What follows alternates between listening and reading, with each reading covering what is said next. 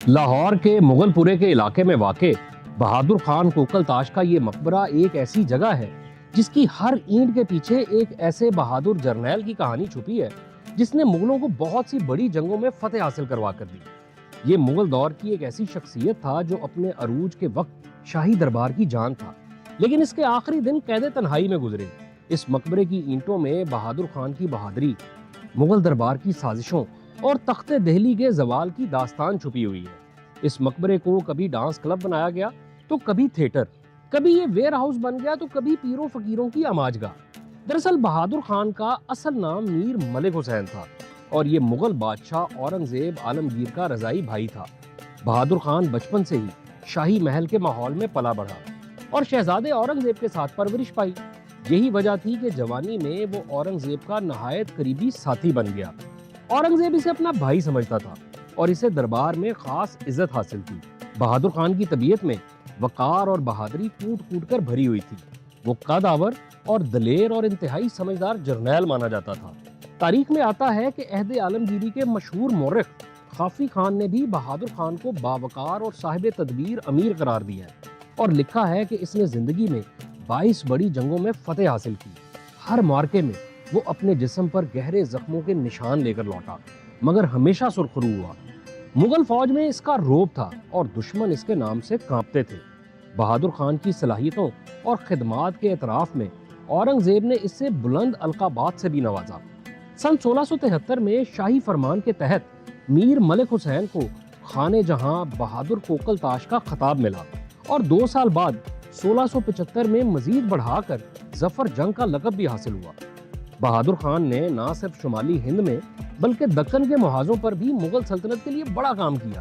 وہ مرہٹوں کے خلاف اورنگزیب کی طویل جنگوں میں پیش رہا۔ پھر اس نے دکن میں گورنر مقرر ہو کر کئی بغاوتوں کو بھی کچلا۔ شیواجی جیسے چالاک دشمن سے بھی 2 ہاتھ کیے۔ کبھی فتح نے اس کے قدم چومے تو کبھی تقدیر نے اس کا ساتھ نہ دیا، لیکن بہادر خان کی وفاداری میں فرق نہ آیا۔ مغل دربار بظاہر جگمگاتا تھا مگر پس پردہ سخت سازشوں اور رقابتوں کا اکھاڑا بھی تھا۔ شہزادوں کے درمیان تخت کے لیے خون ریز رساکشی، امیروں کی گروہ بندیاں اور درباری سازشیں سلطنت کے ایوانوں میں ہر دم گردش کرتی تھی۔ خود اورنگزیب نے بھی اپنے باپ شاہ جہان کو قید کر کے اور بھائیوں کو شکست دے کر تخت حاصل کیا تھا۔ اس لیے اسے علم تھا کہ اقتدار کے کھیل میں کسی پر مکمل بھروسہ نہیں کیا جا سکتا۔ یہی وجہ تھی کہ اورنگزیب نے اپنے امراء کی ذرا سی غلطی یا ناکامی پر سخت باز پرس کرتا تھا۔ دربار میں ہر شخص دوسرے کی ٹانگ کھینچنے میں لگا رہتا تھا تاکہ بادشاہ کی نظر میں خود کو بہتر اور دوسروں کو ناقابل اعتبار ثابت کر سکے۔ اس ماحول میں بہادر خان اگرچہ اورنگزیب کے منظور نظر تھا، لیکن حاسد نظروں سے بچنا آسان نہیں تھا۔ بعض مورخین اشارہ دیتے ہیں کہ دربار کے کچھ با اثر حلقے بہادر خان کی بڑھتی ہوئی مقبولیت سے ناخوش تھے اور وہ حلقے اورنگزیب کے کان بھرنے لگے کہ بہادر خان مرہٹوں کے خلاف مہمات میں توقع کے مطابق کامیابی حاصل نہیں کر پا رہا، یا شاید دانستہ پسو پیش سے کام لے رہا ہے۔ حقیقت میں مرہٹوں کی سرزمین کے دشوار گزار میدان اور طویل جنگ نے خود اورنگزیب کی بھی کمر توڑ دی تھی، مگر قصور بہادر خان کے سر تھوپ دیا گیا۔ غالباً 1690 کی دہائی کے آغاز میں مرہٹا کے محاذ پر ایک اہم قلعے کی مہم میں مغل فوج کو پسپائی ہوئی تو اورنگزیب کا غصہ بھڑک اٹھا۔ اس ناکامی کا ذمہ دار بھی بہادر خان کو ٹھہرایا گیا۔ نتیجتاً شاہی غضب نے اپنی مہربان آنکھیں پھیر لیں۔ بہادر خان کو دکن سے واپس بلا کر پہلے الہ آباد اور پھر لاہور کی صوبے داری پر مامور کر دیا گیا۔ شاید بظاہر یہ انعام تھا، مگر دراصل مرکز سے اسے دور کر کے اس کی طاقت کو کم کر دیا گیا تھا۔ 11 اپریل 1691 میں بہادر خان کو پنجاب کا گورنر مقرر کیا گیا۔ اس نے لاہور پہنچ کر اپنی ذمہ داری سنبھالی۔ لاہور اس زمانے میں مغل صوبے کا صدر مقام تھا اور شاہی دربار کا اہم مرکز۔ بہادر خان نے یہاں انتظام سنبھالتے ہی اپنی قابلیت دکھانے کی کوشش کی، مگر قسمت کو کچھ اور ہی منظور تھا۔ تقریباً 2.5 سال بعد جون 1693 میں اورنگزیب نے اچانک بہادر خان کو لاہور کی صوبے داری سے معزول کر دیا۔ اس معزولی کے پیچھے کیا وجوہات تھیں تاریخ پوری طرح واضح نہیں کرتی، لیکن اندیہ ملتا ہے کہ دربار کی سازشوں اور خود شہنشاہ کی ناراضگی نے وفاداری اور بہادری کے سارے صلے خاک میں ملا دیے تھے۔ جو شخص میدان جنگ میں کبھی دشمن سے نہیں ہارا تھا، اسے اپنے ہی بادشاہ کے غیظ و غضب کے آگے جھکنا پڑا۔ معزولی کے بعد بہادر خان پر عرصہ حیات تنگ ہو گیا۔ کہا جاتا ہے کہ باقی زندگی اس نے گوشہ نشینی اور مفلسی میں لاہور میں ہی گزاری۔ مغل دربار کی یہی ریشہ دوانیاں اور اپنوں کی ناقدری دراصل اس عظیم سلطنت کے زوال کی ابتدا تھی۔ 4 سال تک عتاب میں رہنے کے بعد بالآخر 23 نومبر 1697 کو بہادر خان نے لاہور میں دار فانی سے کوچ کیا۔ ایک عہد کا دلیر سپاہی دنیا سے رخصت ہوا تو شاید بہت کم لوگ اس کے جنازے میں شامل تھے، مگر جو بھی ہوں گے یقیناً اشک بار تھے کہ ایک بہادر جرنیل کا اس طرح انجام ہوا۔ روایت ہے کہ بہادر خان کی میت کو لاہور شہر کے شمال میں مغل پورے کے نزدیک ایک باغ میں سپرد خاک کیا گیا۔ یہ جگہ پرسکون اور سرسبز تھی، جیسے کہ مغل امراء اپنی آخری آرام گاہ کے لیے پسند کیا کرتے تھے۔ کہتے ہیں کہ اورنگزیب نے باوجود ناراضگی کے اپنے رضائی بھائی کی موت پر افسوس کا اظہار کیا تھا اور شاہی خزانے سے ایک مقبرہ تعمیر کرنے کی اجازت بھی دی تھی۔ یوں بہادر خان کے انتقال کے فوراً بعد اس کی یاد میں اس عالیشان مقبرے کی تعمیر شروع ہوئی، جو 1697 کے آخر سے 1698 تک مکمل ہوا۔ یہ مقبرہ اس دور میں بہادر خان کی شان اور سٹیٹس کی جھلک پیش کرتا تھا۔ مقبرے کا نقشہ 8 پہلوؤں پر مشتمل ہے۔ یہ ایک بلند چبوترے پر قائم کیا گیا ہے جس تک چاروں طرف سے سیڑھیاں جاتی تھیں۔ ہر پہلو پر بلند محرابی دروازے اور طاقچے بنائے گئے جو ایرانی تیموری طرز تعمیر کی یاد دلاتے ہیں۔ اندر اور باہر کی دیواروں پر خوبصورت کندہ کاری اور نقش و نگار تھے۔ خاص طور پر ہر محراب کے اوپر سنگی نقش و نگار بنائے گئے تھے جو آج بھی کچھ باقی ہیں۔ شروع میں پورے مقبرے کو سرخ اینٹوں سے تعمیر کر کے اس پر چونے کا پلستر اور سنگ مرمر کی پرت چڑھائی گئی تھی۔ گنبد کا قطر تقریباً 32 فیٹ تھا اور یہ ایک اونچے ڈھول نما بنیاد پر قائم کیا گیا تھا۔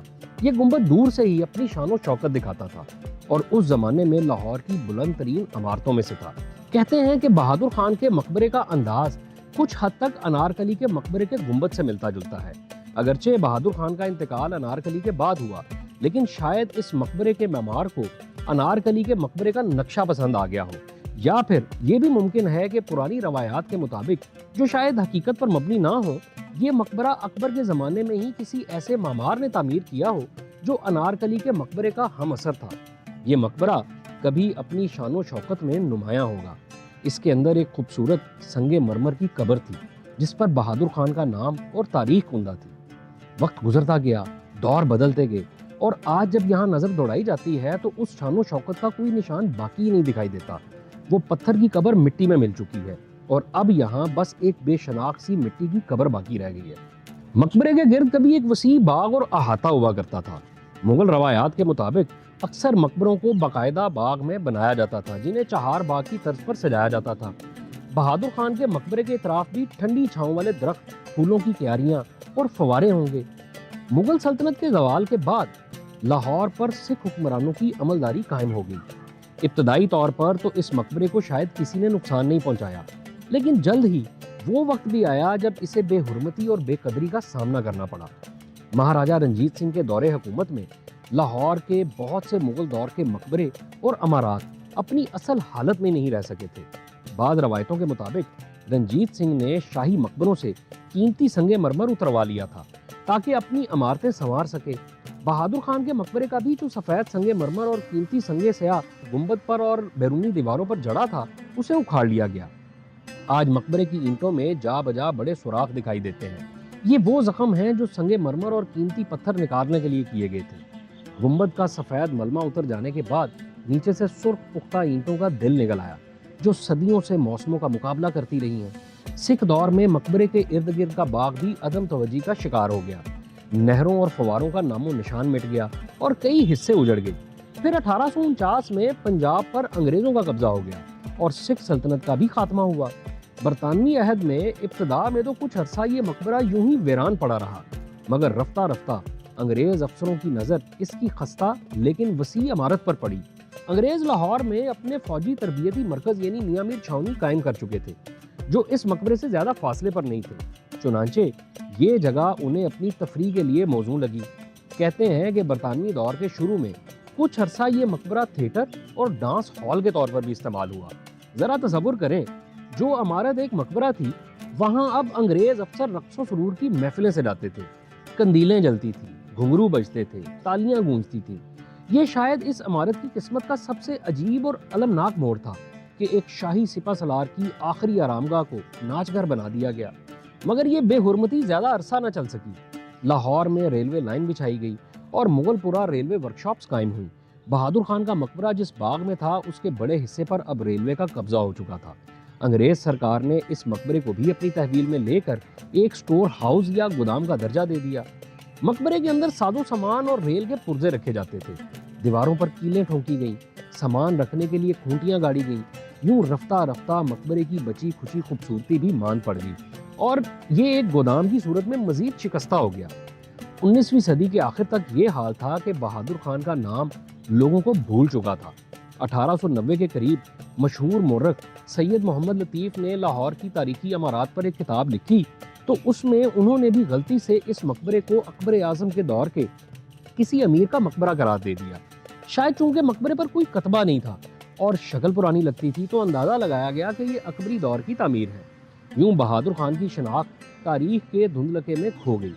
بعد میں 20ویں صدی کے محققین نے تصحیح کی کہ دراصل یہ اورنگزیب کے عہد کے بہادر خان کا مزار ہے، نہ کہ اکبر کے زمانے کے کسی امیر کا۔ لیکن عام لوگوں تک یہ بات کہاں پہنچی؟ آس پاس بستی کے رہنے والوں کے لیے یہ بس ایک لاوارث مقبرہ تھا۔ برسوں کی غفلت نے اس مقبرے کو دیو مالائی کہانیوں اور افسانوں میں ڈھال دیا۔ یہاں کے لوگوں نے بتانا شروع کر دیا کہ رات کے سناٹے میں اس ویرانے سے عجیب سی آوازیں آتی تھیں۔ کوئی کہتا تھا کہ شاید یہاں جن بھوتوں کا بسیرا ہے، تو کوئی اسے گمنام فقیر کی درگاہ سمجھ کر احتراماً خاموش ہو جاتا تھا۔ حقیقت یہ ہے کہ بیشتر لوگوں کو معلوم ہی نہیں تھا کہ یہاں کون دفن ہے۔ کئی دہائیوں تک اس جگہ کو صرف مغل پورے والا پرانا مقبرہ کہا جاتا رہا۔ نہ کوئی چراغ جلانے آتا، نہ فاتحہ پڑھنے، بس قبر پر دھول جمتی رہی۔